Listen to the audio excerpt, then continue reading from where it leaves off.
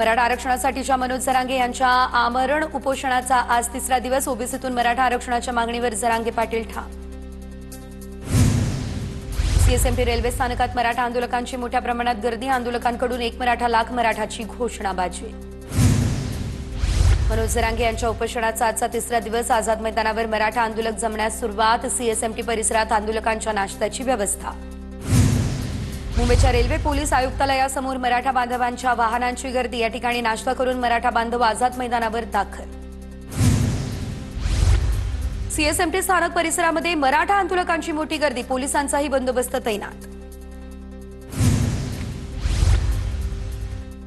मराठा आंदोलकांची कुठलीही गैरसोय होऊ नये म्हणून नवी मुंबई पालिका सज्ज। पालिकेच्या 60 सफाई कामगारांकडून वाशीमधील रस्त्यांची साफसफाई। नवी मुंबईच्या वाशी सिडको एक्झिबिशन सेंटरमध्ये 30 ते 35 हजार आंदोलक मुक्कामी। तर सिडको एक्झिबिशन सेंटर बाहेर आंदोलकांच्या वाहनांसाठी पार्किंगची व्यवस्था। आझाद मैदानात मराठा आंदोलक मंडप उभारणार। पावसापासून बचाव करण्यासाठी आंदोलकांकडून मंडप उभारला जाणार। मराठा आरक्षण उपसमितीची आज पुन्हा एकदा होणार बैठक। तर काल मुख्यमंत्र्यांना भेटल्यानंतर आज पुन्हा उपसमितीची बैठक। तर काल शिंदे समितीची जरांगेंसोबत चर्चा। त्यानंतर विखे पाटलांनी फडणवीसांचीही घेतली भेट। संपूर्ण प्रक्रिया पूर्ण करण्यासाठी आम्हाला वेळ द्या। शिंदे समितीची जरांगेंना विनंती। मागासवर्गीय आयोगासाठी 2 महिन्यांची मुदत मिळणार।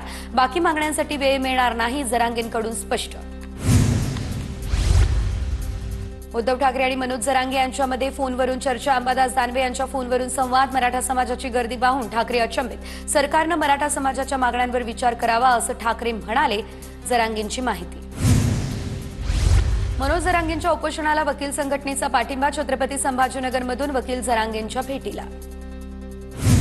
उपमुख्यमंत्री शिंदे हे साताऱ्यातील दरे गावात तर शिवसागर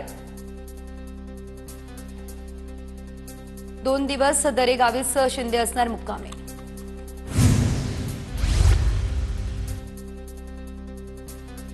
मनोज जरांगे परत का आले याचं उत्तर शिंदेच देऊ शकतात। मराठा आरक्षणासंदर्भातील सर्व प्रश्नांची उत्तरं शिंदेच देऊ शकतील। राज ठाकरे यांचा नेमका रोख काय?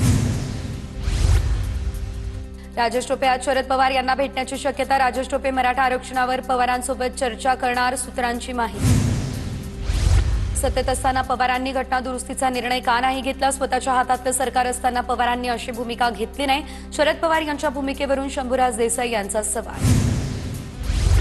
मुंबई पोलिसांसह गुन्हे शाखेच्या पोलिसांच्याही सुट्ट्या रद्द। गणेशोत्सव आणि मराठा आंदोलनाच्या पार्श्वभूमीवर कडेकोट बंदोबस्त। रेल्वे स्थानकातही अतिरिक्त फौजफाटा तैनात। पुण्याच्या जुन्नर या ठिकाणी सामाजिक संस्थेकडून मराठा बांधवांसाठी मदतीचा हात। तर जीवनावश्यक वस्तू मुंबईमध्ये दाखल। 2 लाख मराठा बांधवांची जेवणाची व्यवस्था। दिवसभरात 15 ते 20 हजार जणांचं जेवण केलं जाणार। धाराशिवच्या कळंबहून मराठा आंदोलनासाठी 1 क्विंटल चटणी आणि 20,000 भाकरीची शिदोरी रवाना। धाराशिवच्या नागरिकांकडून भरभरून अन्नदान। मराठा आरक्षणासाठी मुस्लिम युवकाचा अजमेर दर्ग्यामध्ये नवस। तर मीरा भाईंदरमधील अझीम तांबोळेंची अजमेर दर्ग्यामध्ये प्रार्थना। मराठा समाजाला आरक्षण मिळावं अशी मुस्लिम युवकाची भावना।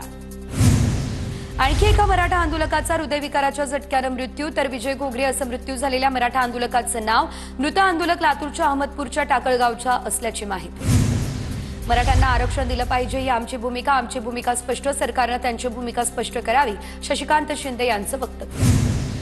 नागपूर जिल्ह्यातील कामठीमध्ये काँग्रेसचा वोट चोर गद्दी छोड निषेध मेळावा। तर राज्यातील काँग्रेस नेते मेळाव्याला राहणार उपस्थित। राहुल गांधी यांनी आता पहिल्यांदाच कामठी मतदारसंघात वोट चोरी झाल्याचं निदर्शनास दिलं होतं आणून। शरद पवार आणि अजित पवार आज पुन्हा एकाच मंचावर येणार। पुण्यातील उरुली कांचन या ठिकाणी ग्राम सचिवालयाच्या उद्घाटनानिमित्त काका पुतणे एकाच मंचावर येणार।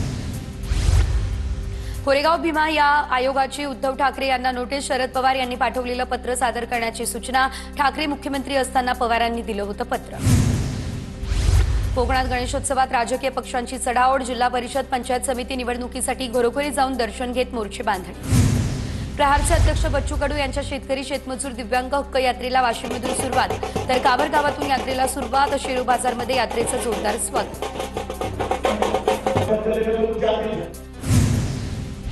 अमरावती जिल्ह्यातील दर्यापूरमधील सरकारी रुग्णालयातील जेवणात अळ्या आढळल्या। रुग्णालयाची पाहणी करतानाचा हा प्रकार। जेवण पुरवणाऱ्या कंत्राटदाराला नोटीसही दिली जाणार।